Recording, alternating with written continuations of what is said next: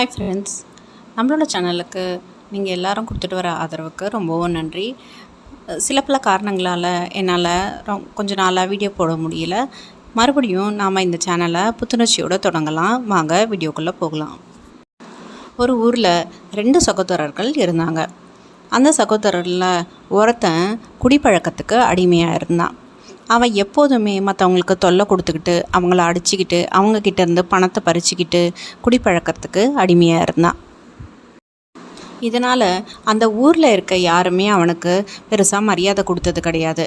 அவங்க வீட்டில் இருக்கவங்களுக்கும் அவன் மரியாதை கொடுக்கறதில்ல அப்படிங்கிறத உணர்ந்ததால் அந்த ஊரில் இருக்கவங்க யாருமே அவனை மதிக்கிறதே கிடையாது. ஆனால் அவனோட கூட பிறந்த சகோதரனான இன்னொருத்தனும் ரொம்பவும் பாசமானவன், எல்லார்கிட்டேயும் ரொம்பவும் மரியாதையாக ரொம்பவும் தன்மையாக நடந்துக்கக்கூடியவன். அவனுக்கு எல்லாருமே சந்தோஷமாக இருக்கணும், தன்னோட குடும்பத்தை நல்லபடியாக பார்த்துக்கணும் அப்படிங்கிற எண்ணங்கள் இருந்தன. இந்த விஷயம் ஊரில் இருக்க எல்லாருக்கும் ஆச்சரியமாக தான் இருந்தது. அதேபடி ஒரே வீட்டில் பிறந்த 2 சகோதரர்களும் ஒருத்தன் ஒரு மாதிரி இருக்கான், இன்னொருத்தன் வேறு விதமாக இருக்கான் அப்படின்னு எல்லாருக்கும் ஆச்சரியமாக தான் இருந்தது. ஒருத்தர் மட்டும் இதை தினம் யோசிச்சுக்கிட்டு இருப்பார். அதனால் ஒரு நாள் சரி நேரடியாகவே போய் கேட்டுடலாம் அப்படின்னு கேட்கவும் செஞ்சார். அப்போது குடிப்பழக்கத்துக்கு அடிமையாக இருந்த சகோதரன்கிட்ட மெதுவாக கேட்டார், ஏன்பா தம்பி, இந்த வீட்டில் தான் நீங்கள் 2 பேரும் இருக்கீங்க, ஆனால் உன் சகோதரன் என்னவோ எல்லாரோடையும் சந்தோஷமாக இருக்கான், ஆனால் நீ ஏன் இப்படி இருக்க, இந்த குடிப்பழக்கத்தை விட்டுறக்கூடாதா அப்படின்னு கேட்டார். அந்த சகோதரனும், அட உனக்கு என்னையா தெரியும், எங்கள் வீட்டில் எங்கள் அப்பாவை நான் சின்ன வயசுலேருந்து இப்படி தான் பார்த்துருக்கேன். சின்ன வயசுலேருந்தே எங்கள் அப்பா குடிக்கிறத மட்டும்தான் நான் பார்ப்பேன், பகல்லையும் சரி ராத்திரிலையும் சரி. அதனால் எனக்கு இது அப்படியே பழகி போச்சு, அதனால் நானும் இப்படி தானே இருப்பேன் அப்படின்னு சொன்னான். சரி, நம்ம இன்னொரு சகோதரன்கிட்ட போய் கேட்கலாம் அப்படின்னு அவர் போய் கேட்க ஆரம்பித்தார்.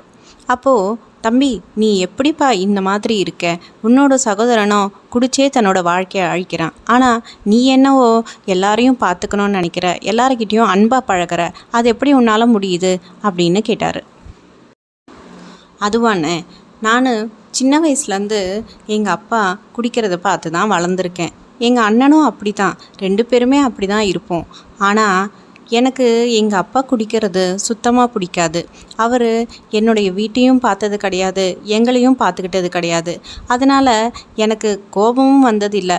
நம்ம என்றைக்குமே இந்த மாதிரி ஆகிடக்கூடாது அப்படின்னு நான் சின்ன வயசுலேருந்தே நினச்சிருந்தேன். அதனால தான் நான் அந்த குடிப்பழக்கத்துக்கிட்ட போனதே கிடையாது அப்படின்னு சொன்னான். இப்போது அவருக்கு நல்லா புரிஞ்சது. என்னதான் ஒரே வீட்டில் 2 சகோதரர்கள் இருந்தாலும் ஒருத்தருடைய எண்ணங்களும் வேறு மாதிரி இருக்கும்.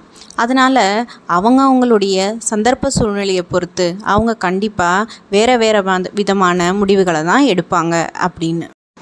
ஓகே ஃப்ரெண்ட்ஸ், உங்களுடைய எண்ணங்கள் எப்போவுமே நேர்மறையாகவும் தெளிவாகவும் இருக்கணும்.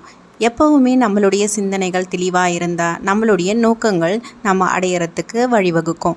அதனால் இந்த கதையிலேருந்து நீங்கள் என்ன கற்றுக்கிட்டீங்க அப்படிங்கிறத கண்டிப்பாக கமெண்ட் செக்ஷனில் சொல்லுங்கள். ஓகே ஃப்ரெண்ட்ஸ், இந்த சேனல் உங்களுக்கு பிடிச்சிருந்தா சப்ஸ்கிரைப் பண்ணுங்கள், ஷேர் பண்ணுங்கள் மற்றும் கமெண்ட் பண்ணுங்கள். பாய்.